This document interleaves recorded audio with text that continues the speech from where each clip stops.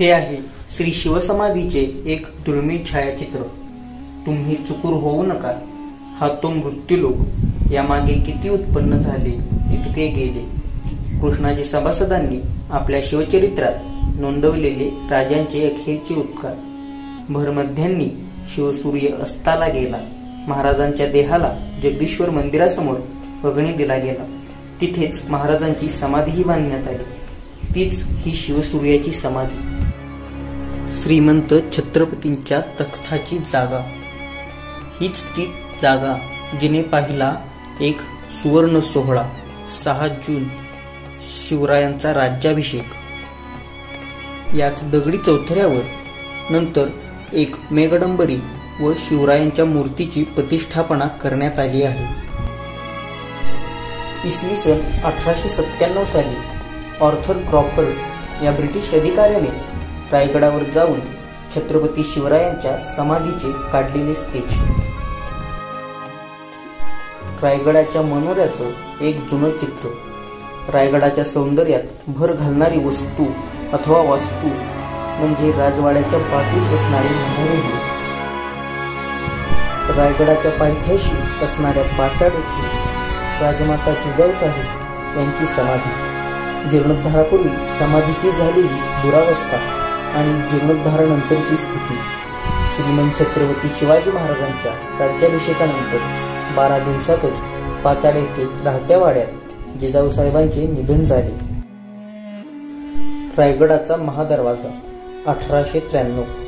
James Douglas यांनी आपल्या Bombay and western India या पुस्तकात हे चित्र छापलं आहे। या दरवाजाचा उल्लेख तो देहल्ली गेट अर्थात दिल्ली दरवाजा असा करतो।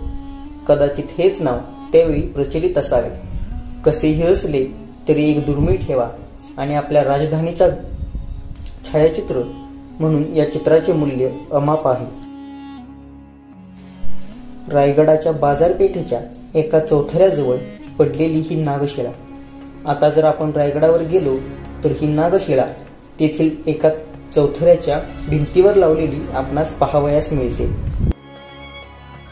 रायगडावर असणारा हा लोहस्तंभ, या लोहस्तंभाचं नेमकं प्रयोजन अजूनही स्पष्ट झालेलं नाही। या लोहस्तंभाबाबत 3 गोष्टी प्रचलित आहेत। एक म्हणजे हा संभाजी महाराजांचा मल्लखांब आहे, पण मुळात मल्लखांब हा लोखंडी नसून लाकडी असतो, त्यामुळे ही एक अपवाद ठरते।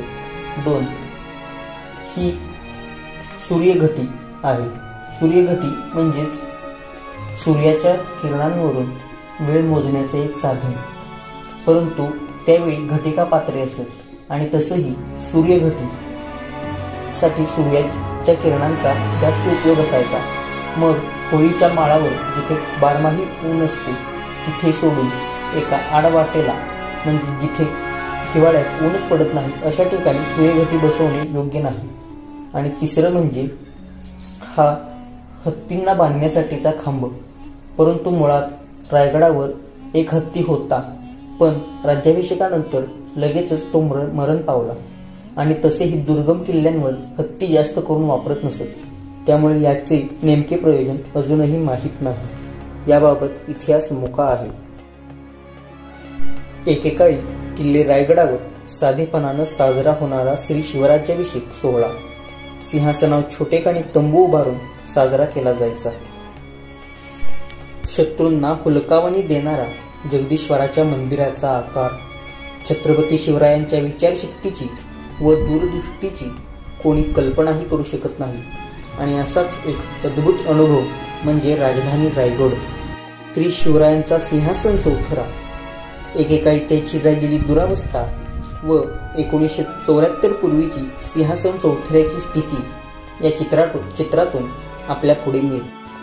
किल्ले रायगडावरील मेघडंबरीवरची माळ अस्तित्वात असतानाचा आणि छत्रपती शिवरायांच्या मूर्तीची प्रतिष्ठापना करण्याआधीचा 1985 सालचा दुर्मिळ फोटो